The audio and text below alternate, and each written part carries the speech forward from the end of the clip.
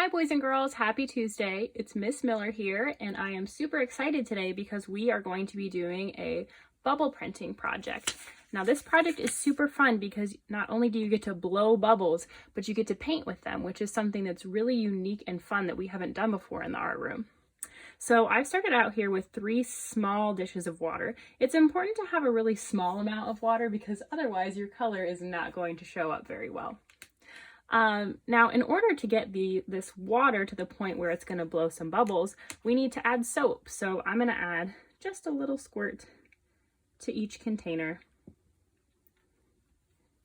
We're using food coloring to add our color today, so I've picked blue, green, and purple to add to my water.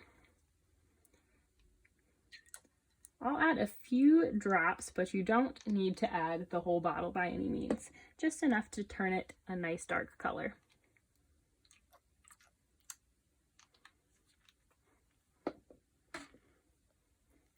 And then my purple. All right, now I'll give them each a good stir to make sure that everything's nice and mixed up before I begin.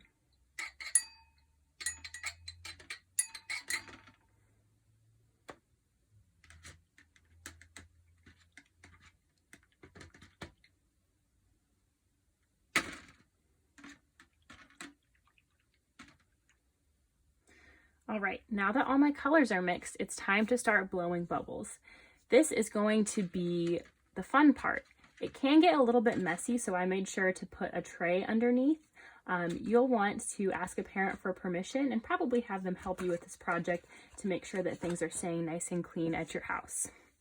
I'm gonna go ahead and blow the bubbles until they just barely go over the edge of my cup here, and that will help me control where exactly I'm gonna put the bubbles on my paper. Let's try it.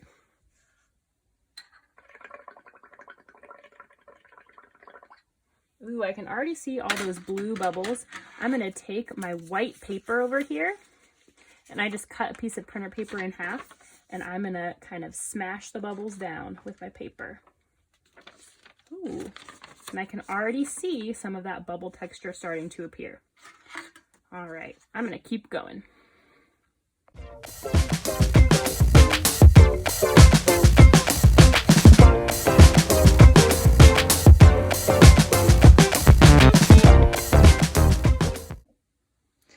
All right, and there is my finished bubble print.